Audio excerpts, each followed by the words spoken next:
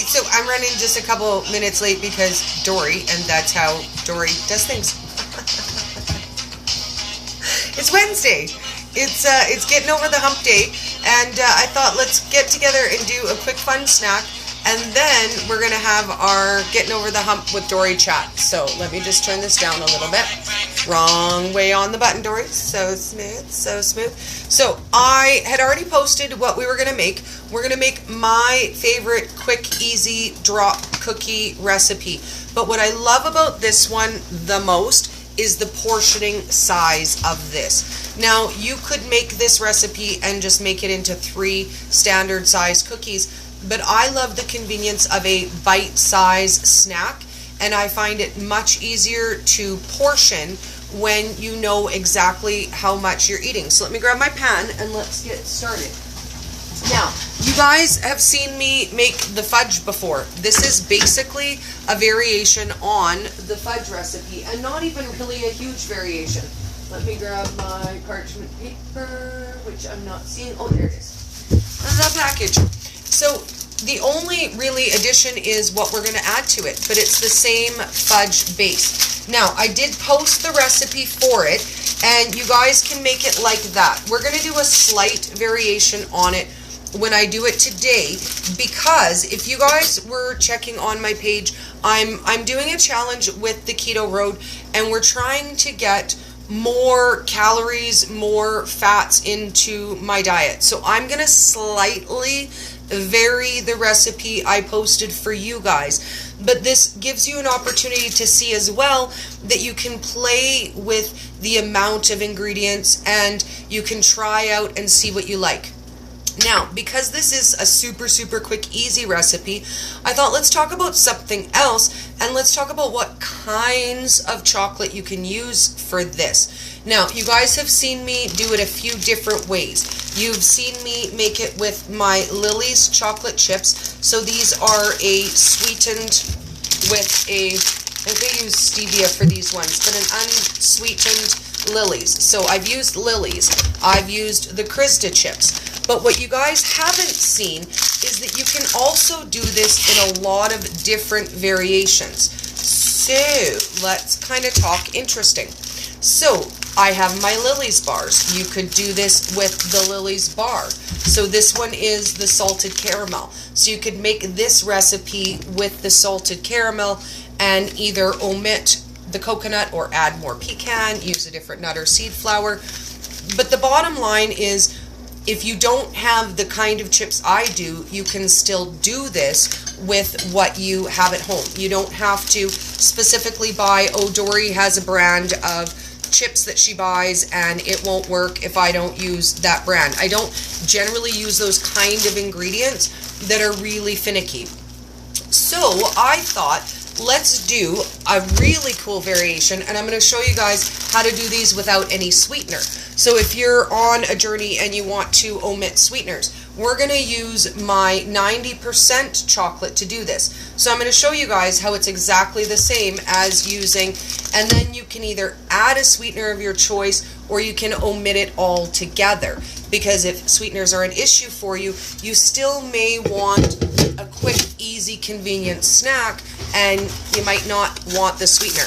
Coconut and pecan are already a very sweet flavor, so you don't really suffer a lot from not adding sweetener to this. And especially if you're doing it with the sweetened, well, sugar-free chocolate chips. I don't usually add sweetener to this either, but again, it's to your taste. So we're going to use 1 square of my chocolate, and because I'm trying to add my extra fat, instead of the 1 tablespoon of butter that you saw it call for in the recipe, I'm going to use closer to a tablespoon and a half of butter in mine. So this can either be your chips, your dark chocolate. You can even do this with baker's chocolate and make a very bittersweet one, or add your sweetener of choice and make it a dark chocolate. So we're going to pop this in the microwave for 30 seconds.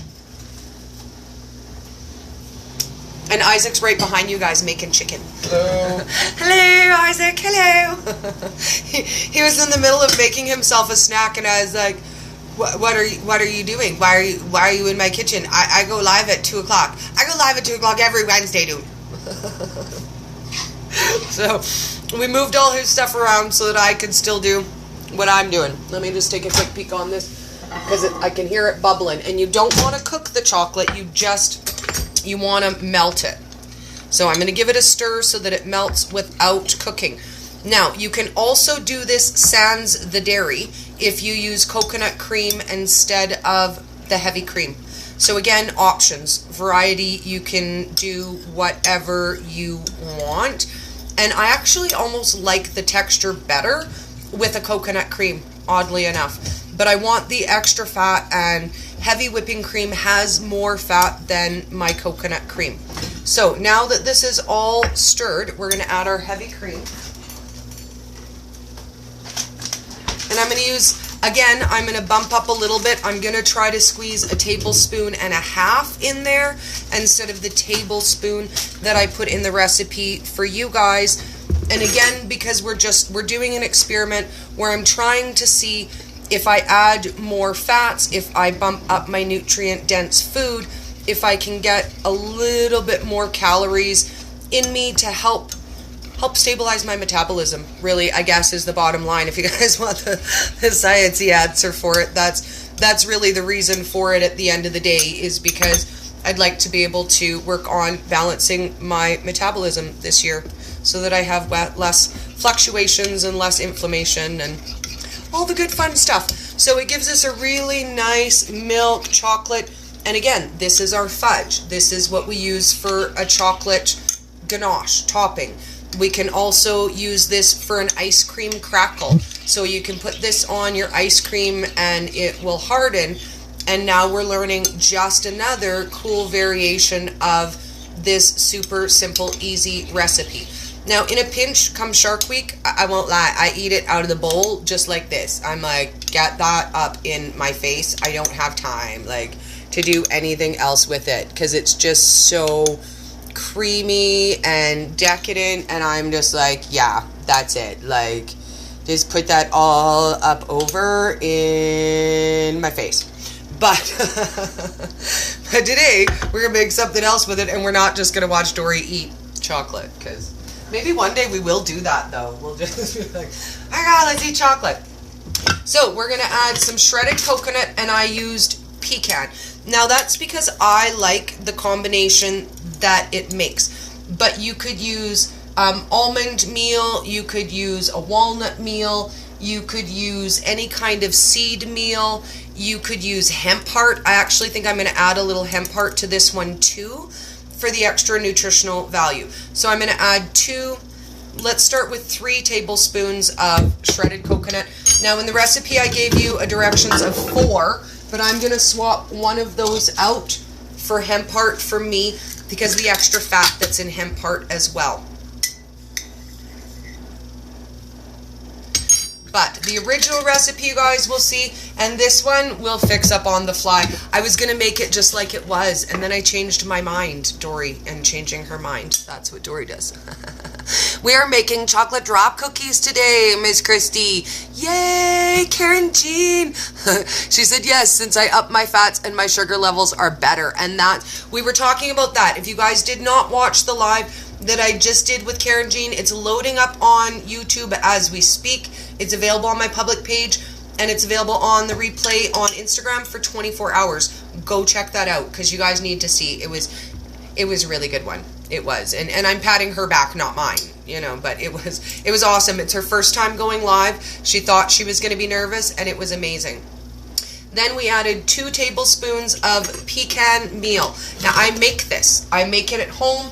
I just buy my pecans raw and whole and bust them up in my Ninja. Easy peasy, cheap. Not quite as cheap as borscht, but, you know, cheap-ish. So we're going to mix all these things in, and this is a texture thing. If you like the really dry cookies, then you want to add more. If you like the ones that are like gobs of gooiness, you want to add a little bit less of your coconut, your meal, your nut flour. You could do this with sesame seeds, sunflower seeds. You could do this with pumpkin, whatever you want. That's the beauty of this, is it's such an easy one-stop shop. And what I love is, even if, let's play devil's advocate, and let's say, you know what, every time I make a batch of cookies, Dory, I eat the whole dang batch. I make 12 cookies, or I make 24 cookies, and I eat the whole dang batch. So let's look at what's in here. In here you have 2 tablespoons of chocolate, 1 tablespoon of butter, 1 tablespoon of heavy cream, and then whatever you want for your fiber. So even if worse came to worse and you broke down and you ate the whole batch, it really is only 1 serving of cookies. So it's really not the end of the world if you go a little off the rails and you eat them all. But for me, 1 or 2 at a serving is plenty enough.